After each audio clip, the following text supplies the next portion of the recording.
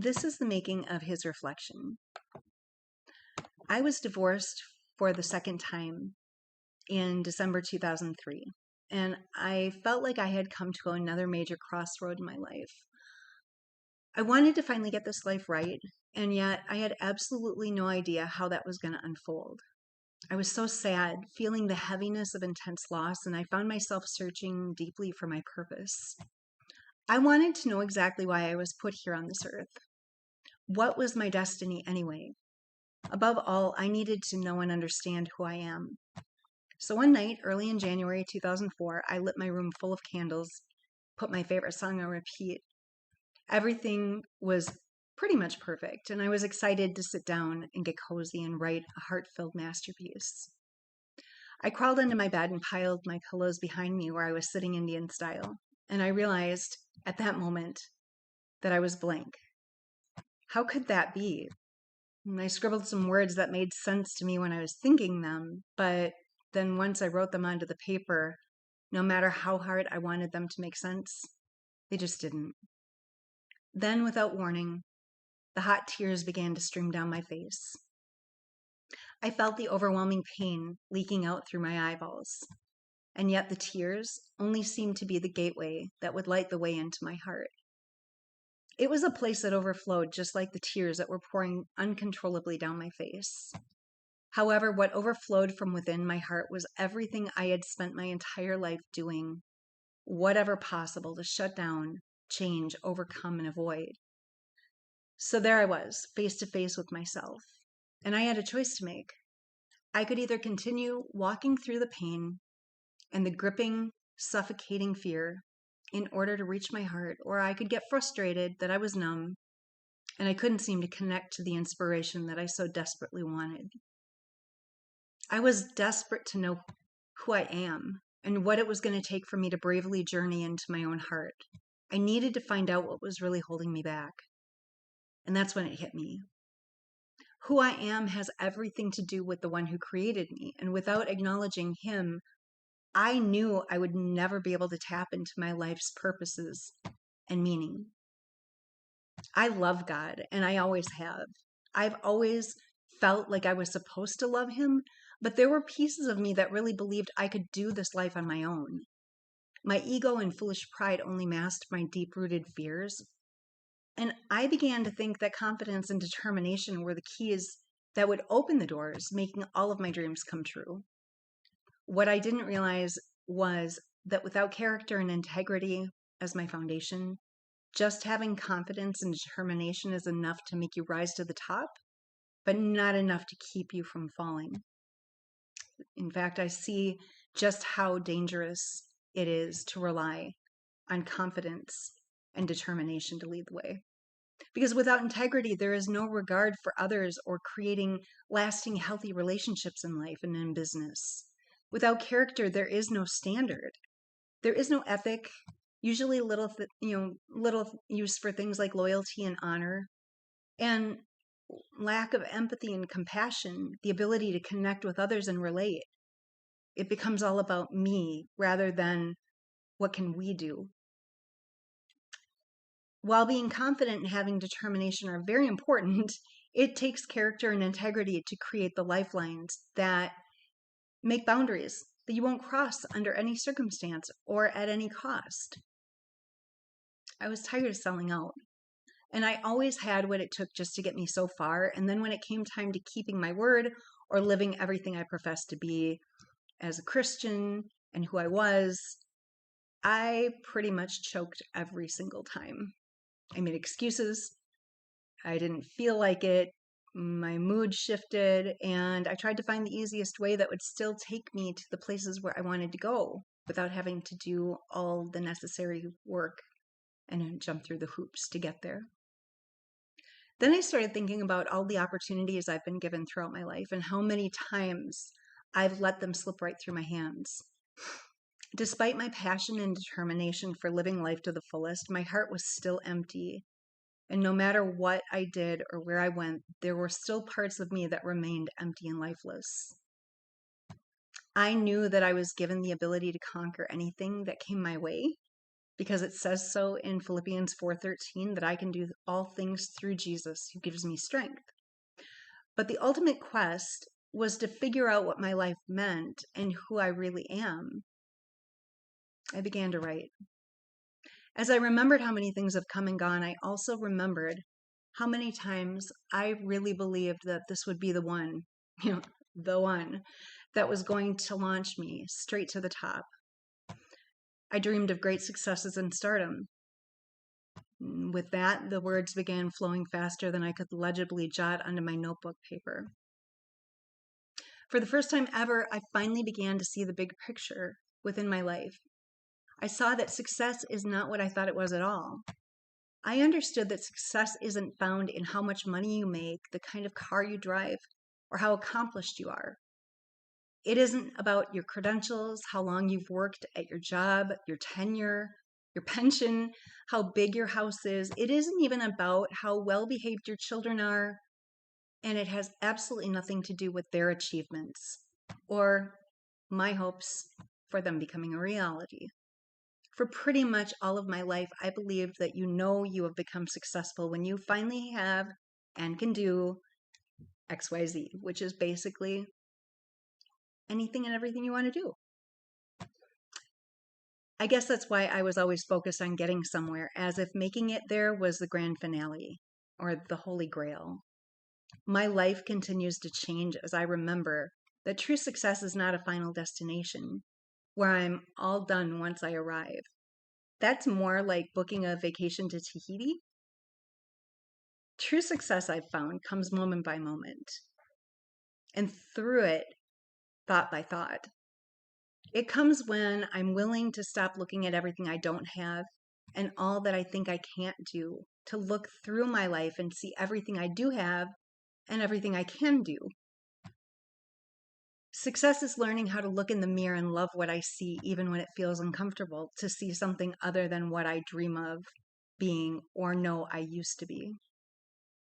Success is when I decide to do the quality of work that I know I would do and give if I were making $100,000 a year or high six figures a year rather than $7.50 an hour, or maybe nothing at all. Success comes when you find things that you would really like about yourself. The words began flowing faster than I could legibly jot onto my notebook paper. For the first time ever, I began to see the bigger picture within my life. I saw that success is not what I thought it was. I understood that success isn't found in how much money I make, the kind of car I drive, or how accomplished I am. It's not about how long you've worked at your job, your tenure, or how big your house is. It isn't even about how well behaved your children are, and it has absolutely nothing to do with their achievements or your hopes for them becoming a reality. For pretty much all of my life, I believed that you have become successful when you finally have and can do XYZ or whatever you want. I guess that's why I was always focused on getting somewhere, as if making it there was the grand finale, the holy grail. My life continues to change as I remember that true success is not a final destination where I'm done once I arrive. That's more like booking a vacation to Tahiti. True success, I find, comes moment by moment, and thought by thought.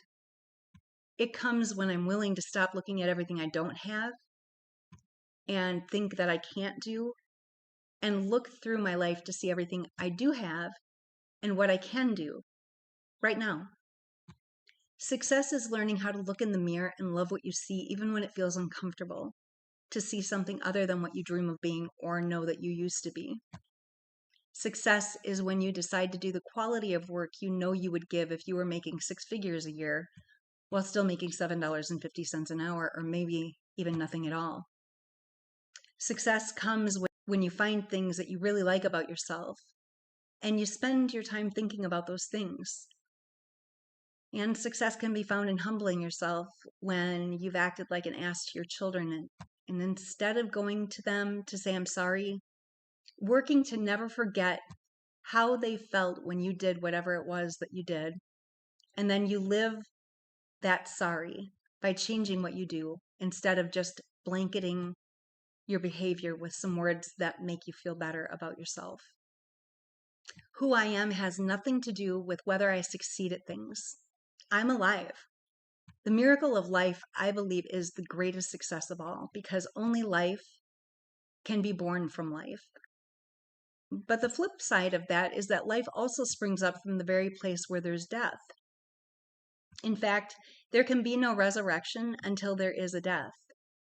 God shaped us and then breathed his life into us so that we could live. So it is with us and everything we think, do, and desire. We are constantly creating, breathing our life into everything and everyone around us. Everything we have, feel, and are responsible for is a success. Success is usually thought to be something that can only be good. However, what we think about, we give life to. And what we don't realize we think about, we also breathe our life into. If something is miserable, it's still a success because it's working to make you miserable. It grows and begins affecting everything as if it has been given a life of its own. And once I realized that I was responsible for the very things that I was so irritated by or hated more than anything, I knew that I was the only one who would ever be able to change how I felt. I can't control anyone other than me. And it has taken the greater part of my natural life to really acknowledge that and believe that. Beyond that, if the things in my life were ever going to be different and not just look different, I knew I was going to have to get the help I so desperately needed so that I could have the tools to change the direction of my current success. It wasn't until I was finally willing to see how I had successfully ripped my entire life and family apart that I saw just how powerful I am and how powerful we have been created to be. I had no idea that everything in my life was the result of my creation. I chose, I gave it life, and yet I wanted to blame someone else when things went south. All this time I had become ultra successful in pretty much every area of my life and never even knew it. Of course, it wasn't the kind of success I had always wanted, but sadly, I was living the powerful success of misery, destruction, and everything that eventually became my worst nightmare. That threw me, because I had created the monster, and that monster wasn't anything or anyone else. That was me. But that isn't who or what I wanted to be. At least that's what I told myself and spent most of my life telling everyone else. Because the truth is always simple, and it's usually the last thing we really want, because knowing the truth really does prompt action. It was always easier for me to say I wanted things than to change whatever it would take to face my past, immerse myself in the present, stop lying to myself, and understand that the only one I was in a battle for my life against was me. What I discovered about myself was that my habits, my reactions, being on autopilot was more in control of me than I was of myself. And that's a very scary place to be. No wonder why I always felt that I was a victim at the hands of everything and everyone else. I live in my own body, yet I was totally out of control because I was trying to control everyone else instead of focusing on what I could do. Since I believe my problems were because of everyone else, I never imagined how getting help was going to make a difference for me because, after all, they were the problem. What I didn't know was that until I was willing to see the truth about myself, I would never really be able to know who I am. I thought about how strongly I believed that I had a purpose that I had been given to fulfill, and just how far away from it I felt I was from any of it. I finally saw that it would be up to me and my choices to discover each and every gift and talent, the abilities that God has placed within me. And suddenly, at that point, things started making sense. My desires and thoughts, my ideas and dreams, the longings that I had, the questions and hopes that have permeated every fiber of my being for what feels more like an eternity than just a lifetime. I'm pretty sure that regardless of how awesome all the things are that I hope to do or become in my life, that there was no amount of hoping, wishing, or dreaming that was going to drop my dreams fully assembled into my lap. Just like with puzzles, You take each piece, you find where it fits, and after you are all finished, the puzzle reveals a breathtaking picture. I believe that this is exactly the way that life works. All of the pieces are a part of the puzzle, no matter how unimportant they look or unrelated they appear compared to any of the others. Life and our choices and all of the things that have happened to us and all of the things that we have experienced and gone through and battle with and all of that, all the things we would have preferred not to happen or have to go through. Those are all pieces of the puzzle, of our life's puzzle. And even when they look so bizarre and misshaped that it's almost unfathomable how something that's shaped like that or looks like that or is colored like that could ever be part of this puzzle, it's amazing because it isn't until you're almost finished with the puzzle and you're down to the last piece that you realize that one piece that looked so bizarre and worthless at the beginning just happens to be the one that connects to the final piece to complete the puzzle. Sometimes puzzles can be tricky, especially when you're putting one together that has water with any kind of reflection. It can be hard to tell the difference between what the real thing is and the reflection on the water since they practically look identical. When you see what it is in the reflection, you undoubtedly know what the original looks like since the reflection can only mirror what is directly in its light. His reflection continues to pave the way with each new step forward through this journey into what we call destiny. No matter where I may be in my life, his reflection reminds me that no matter what, I am exactly where I need to be in this moment and in this time. As I remember that, the brutal self-judgment and the shoulda, woulda, couldas, they fade because you can't judge and accept at the same time. In that very second, it was like the blinders that had covered the eyes of my heart for pretty much all of my life lifted. And it was then that I realized I can share this passion and love and the love that God is within me with others who have and haven't quite found their way. And from that moment on, I knew more than anything else that I wanted to be the hands and heart of my Lord and Creator in this life. But it wasn't until I discovered that it's impossible to give your heart to anyone else before you open your heart to yourself and the one who made you. That was my beginning. This is where I began learning about who I really am. For all these years, I was waiting for someone else to unlock those rooms within my heart so that I could finally begin the journey that would take me through the course of my natural lifetime and probably beyond. What I didn't know was that regardless of how many people really wanted to help me or journey alongside of me, I was the only one who could unlock any of the doors, for I was the one with the master key. From my desire to know, his reflection was born. It was then I started to see why I'm here. My question, why, was followed with the answer, I am here. My question contained my answer all along.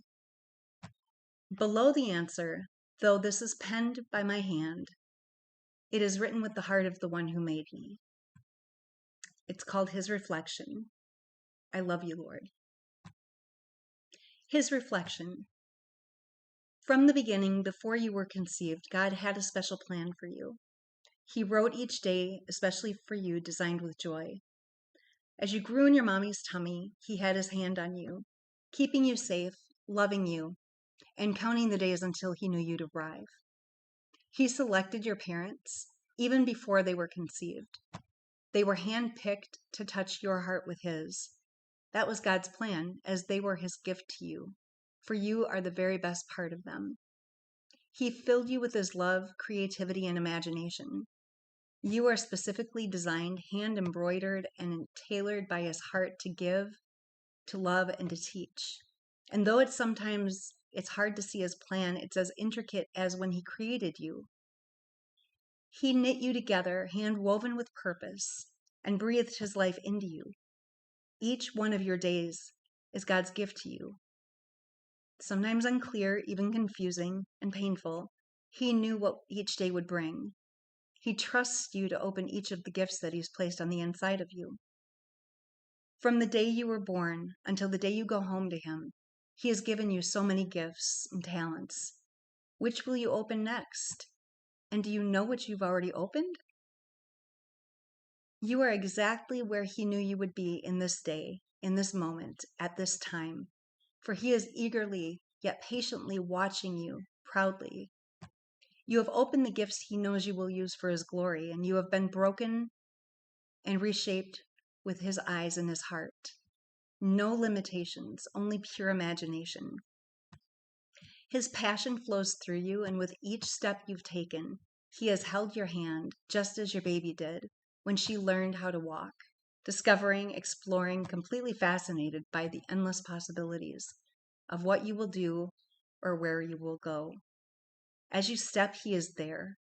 As you fall, He catches you gently in His strong arms, full of grace, mercy, love, and full of encouragement. He sets you onto your feet to take another step into each new place of your life. And He can't wait to see your face as you find and open yet another gift, discovering yet another piece to this puzzle of your life and learning who you are. He will love through you. He will use others to change you, develop you, and remind you of your purpose. Did you know that you are the answer to someone's prayer? For you have been created for such a time as this. As you hear His voice and step out in faith, all confusion, uncertainty, and fear fade away. Your path was chosen for you just like your fingerprints, and there is no one else in all of creation who can do what you can, not the way you can do it.